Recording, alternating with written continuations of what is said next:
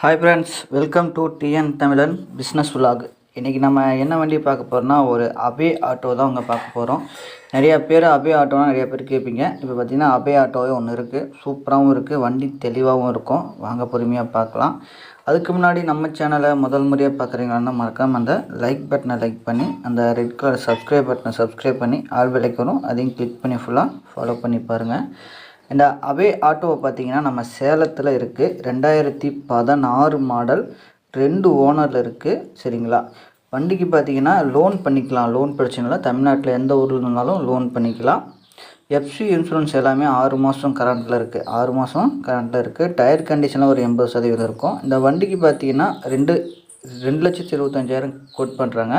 இது மெகசபிள் தான். நேரில் வாங்க, இன்னமும் கம்மி பண்ணி வாங்கிக்கலாம். Contact number video